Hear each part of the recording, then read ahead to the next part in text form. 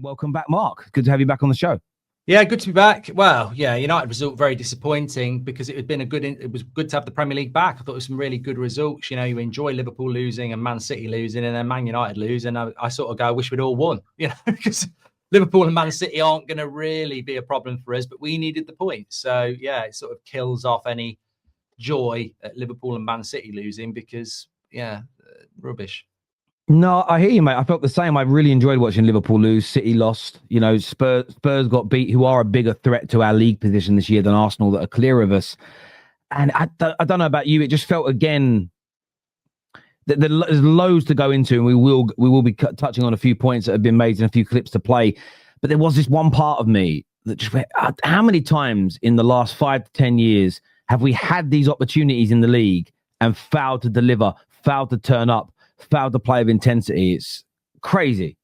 It's the definition of inconsistency, isn't it? You know, maybe we will go and beat Palace at the weekend, but I think the problem is you have that Anfield result where it's like, oh yeah, amazing. But I feel like the Anfield result is irrelevant because if you lose at home to Everton with 10 men, what does winning at Anfield do?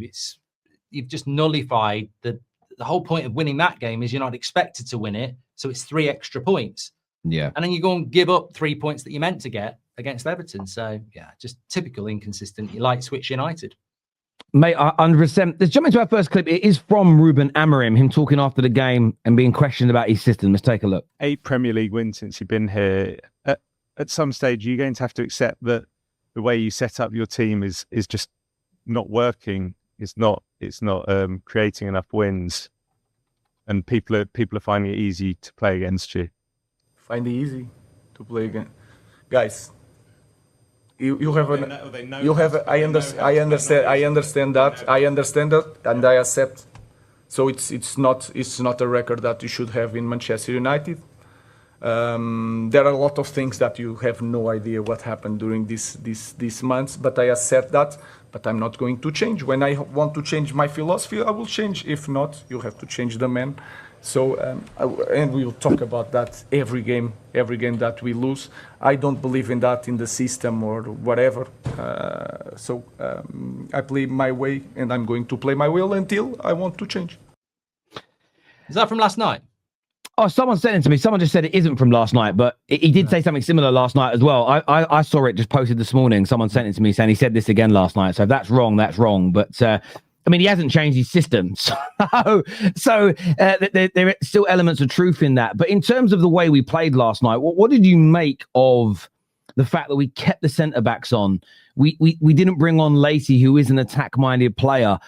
No changes to it, no tempo. I mean, there's players to look at, there's mentality to look at, but the manager here, I don't know about you, but even little things like breaking up the partnership between Mbumo and Ahmad on the right that will work for 4 games, where we won 3, drew 1 of them, suddenly breaks that up for the last 2 games, which we don't win. He's still making a lot of mistakes. Yeah, I don't really have a problem with the system and the formation. I have a problem with the players. I think that they're not capable of playing the system and the formation. And it's interesting, however old that clip is, he has said it a few times about, you know, we're not aware of the problems he's had. Well, what are those problems? They really should be out there. Was it because you wanted a midfielder and the club didn't buy one? In which case, I have a lot of sympathy. But you're right. He does, you know, if you move... People don't realise when you see a starting 11 and you don't see Cunha and Sesko, that's 2 changes. But when Ahmad's moved from right wing back to number 10, that's another change. When Maguire plays and De Ligt moves to right centre back, that's still a change. So I think that he does make a lot of changes. But the one last night, and I was saying it at half time, is if we don't win this game, and I didn't expect us to lose, I thought we'd at least get a draw. If he doesn't win this game, and he keeps playing 3 centre-backs, it's open season. I can't protect him. No one can protect him. And, you know, I saw Gary Neville having a go at Luke Shaw. And, you know, I've had a go at Luke Shaw for a lot longer than Gary Neville ever has. And, you know, I do think he is a waste of space. But especially in the second half yesterday, it was a complete waste of space. I mean, the guy in the second half looks very unfit. And you could take him off and have 2 centre-backs and Everton still wouldn't attack. And that Luke Shaw replacement could be then buzzing in around the box, and it's an extra player Everton have got to deal with. So inexplicable why. I understand he wants to play 3-4-3, but in certain games when you're against 10 men for 70 minutes, most managers would go, oh, I want to play a 3-4-3, but I'm going to lose a defender. It's like in the last 5 minutes when you go to a back two and you chuck two forward. And we're losing the game as well. So look, that's not really systematic or formation in a normal circumstance, but in the game last night, I mean, he had to change it and he didn't. No, you're absolutely right. And I think, as I say, we were playing up against Barry. Now, they didn't have a shot on goal after they scored. So I think there's one element of assessing the game in the first 13 minutes, but they were better than us. They had more intensity. They pressed us and they played through us very well. They had no shots after they scored. And we were defending 3 centre-backs versus Barry. Barry, who hasn't had a shot on target all season. So to keep the centre-backs on and in the positions they were is crazy. Now, the bench, Terry, who is on the bench? We're talking, you need to make marginal gains in football. Ugarte is better on the ball than Lenny Yoro is, as an example. And he's a midfielder. He's more offensively minded. Lacey was on the bench. But the bench was also a problem for me last night. Where was the striker? Where's Obi? Give Obi a chance. This is a young lad who got opportunities last year, and I don't think did too bad in certain games. That Fulham game in the FA Cup, so unlucky. But get him on there, get him into the mix. Throw Lacey onto the pitch. Me and you both remember this. We were adults when it happened. But that Kiko Makeda moment would never have happened. It's folklore in the Premier League. It's a legendary moment in a title-winning campaign for us. But that would never have happened if Fergie went, all right, we've got loads of injuries to attackers. What I'm going to do today is put 2 extra centre-backs on the bench. That kind of stuff from Amorim. I mean, we talk about this actually. I'm talking about the approach to the game. This one is definitely from last night. I made sure before playing this one. He's just changed his top. Yeah. Well, it's a very similar top as well. That's maybe why it threw me. But it got sent through to me. So, and now I'm looking at the backlog. Of course, that isn't from last night because it isn't the Man United backlog. But it's him talking last night about the intensity and mindset. To explain the game, and today was not one mistake of one individual. It was the team. The way we see the results of the weekend, we should get inside the pitch with a different excitement. That is my feeling. It doesn't matter if you are playing well, making good passes, but the feeling. And Old Trafford was there saying, if we are all here to give a big step up. And I felt that we were not ready. Again, these 5 weeks, everyone is praising our evolution. I'm always saying the same things. We are not even near what the moment we're supposed to be in this club. I think this is so good. And look, I've just done a video on the United stand where a lot of people were saying, are you Amorim out? And I said, no, I don't want to change the manager, but I don't know whether he's the right guy. And it's very easy for people to, get clicks and views by screaming and shouting Amorim out after a match. We've all been there, but I think that to me is almost like it's a bit of a glimpse as to the impossibility potentially of a Manchester United job, because he mentions the weekend results. He mentions the atmosphere at the ground. Everything is there to go out and perform. And when the manager is saying, everything is there, the weekend results, the last few weeks, the unbeaten run, the crowd, everything is there, and then it doesn't happen. That tells me that the manager is as baffled as we are, because that tells me he's prepared them in exactly the right way, and then they've gone out there and not performed. And that's the thing about changing a manager. Where is this manager that's going to make those players turn up when everything suggests they should turn up? And I think unless you've played team sport or managed people, you can do all the training and all the preparation. And, you can get, if you've ever worked in an office environment as a manager and you send out the health and safety thing that everyone's meant to read and complete, and then someone goes and fucking walks into a bloody mind your head sign. And I get bloody in trouble for it. I'm like, they've literally done the document. They've literally done the health and safety thing, and they've still done it. And that's it. You can't control it. And what you need is, you look at what David Moyes had with 10 men. And they, you look at that mentality, and then you look at Man United's mentality, and what you have is entitlement. We just have this horrible culture at Manchester United of entitlement. And because of that, Sometimes they just go, I don't fancy it today. And it goes through the whole team. So unless there's a manager out there that's going to make that squad turn up every week, and let's not forget, Mourinho couldn't do it, Ten Hag couldn't do it, Oli couldn't do it, Amorim can't do it, Ranić couldn't do it. And I know it's a different squad to Jose, but what people need to realize is it passes on. You know, if your granddad teaches you a certain habit, you know, he might not ever have met your great grandkids, but it can go through the family. And of course it can. And that's what's happened with this squad. It's just entitled, and you can't trust it, Terry. You can't trust it. And you know, I agree with Amorim. Like he's prepared them, and they've just not turned up again. Well, Ian here says that's a very, very good point, Mark. I think I agree with you. If everything is set up for you to have the possibility of a good performance or a win, and the players shit it, what can you do? I think he could have been a bit more attacking in terms of the players he put out on the pitch. There was too many defensive-minded players on the pitch. I believe that. But where sorry, go on, mate. Go on. I do agree with you on that. Like, he has made mistakes about not taking a defender off, and I think that there are tactical changes that he could have made. But talking specifically about why we started so badly, I don't know what else he can do. Yeah, listen, I understand. I mean, you get comments like this, like, how was your attacking play looking? Did you see any patterns? Well, I'll tell you about, people go about patterns. I'll tell you a pattern I consistently see in the United team.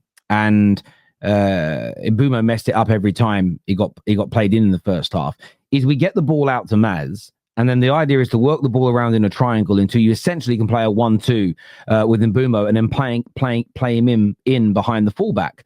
And we did that 3 or 4, 5 times in the first half, even before the red card. And he messed it up. That's where I mean, last night in my Grinch notebook that my kids got me, I sat here, right, and I wrote down a list, and I did this on purpose, a litany of all the times where players had the ball in good positions, or the opportunity to shoot, or the opportunity to cross the ball, and they messed up. And the one thing I won't do, I'll blame the manager as much as he needs to be blamed. If he ends up losing his job, I'm not going to sit there and go. If he lost his job today, if it was announced right now, he is sacked, I wouldn't be sitting there going, oh my God, I'm so shocked. At the same time, I have zero excitement about the next manager. I've said it before and I'll say it again. I've already lost faith in him because I don't trust the club. I'm getting to a point where I don't trust. I mean, why would I trust Ineos to get their 3rd appointment in less than 2 years correct if they sack him? I don't trust these players, and I agree with you. And people always like try and protect the players by going, it's not the same group that got Jose sacked. It tells me you don't understand human beings and what learned behavior is. And how you mentioned something about someone's granddad. I still have traditions in my house right now on Christmas Day that I remember my granddad doing, and his dad did it. My kids never met my granddad. They didn't meet my great granddad, but yet we still follow those traditions, and it's learned behavior, and it gets passed on because there's always it's what people seem to forget, and it makes me so angry, Mark. There's always it isn't that we have a squad today. Amorim gets sacked and we get rid of all the players and we bring in 24 new people. There's an overlap. There's a massive overlap of these squads where this behavior goes across. And the one thing that I don't blame the manager for necessarily last night, on reflection this morning, is that lack of intensity from the first whistle. I would bet my life, everything in my life and my life, that he didn't say to the players before kickoff, guys, go out there and show no intensity. Go out there and show no authority. Go out there and don't press. Go out there and show no aggression. Go out there and don't show any physical strength. Don't win any of the physical battles. There's no way a manager said that to his players. So I can't blame him necessarily for that element. But I think overall, you know, it's why those 5 games unbeaten. I weren't getting ahead of myself. I weren't sitting there talking about winning the league, making the Champions League. That was all a pipe dream. For me, it was feet firmly on the ground. This team, this squad, this club is so far away from being fixed. It's unbelievable. But I do think, again, it's funny. Most of the people I saw really ranting last night. I mean, I had a rant. I'm not going to lie.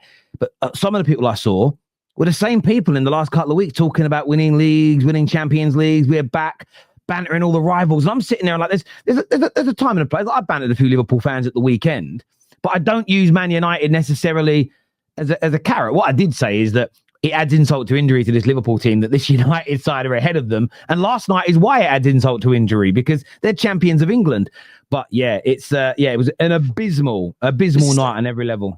It's the same with Liverpool, isn't it? I mean, I think, like, you know, it's the brilliance of life and it's the brilliance of football. There is there's a slice of cake for everybody. There's the football fan who holds longer term views on players and managers and their club.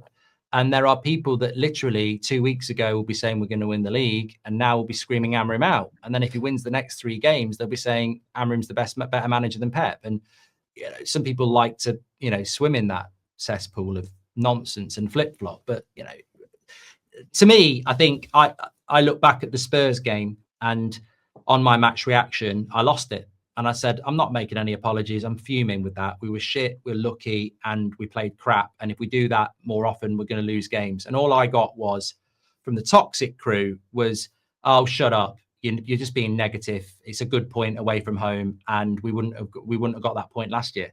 And my reaction was, no, performance is more important than result. Like, performance is an indicator of what you're capable of. And lo and behold, 2 weeks later, we go and lose to Everton at home against 10 men. So, I could see it coming, these bad results, and I can see more coming as well. And it's interesting. I don't know where I've always pitched as Terry between 5th and 10th, and I still don't know.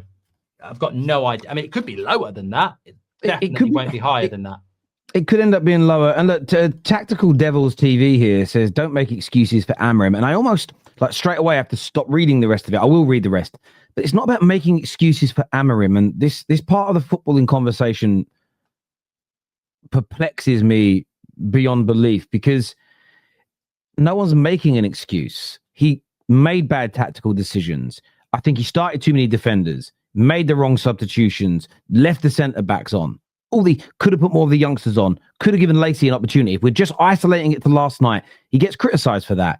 I'm not blaming him for Maz having the opportunity to cross the ball in where there's 4 attackers versus 2 defenders and he hits the first man. I don't want to read the litany again, the charge sheet from last night on these players. The Kaz having the ball on the edge of the box and trying a spectacular volley rather than keeping possession.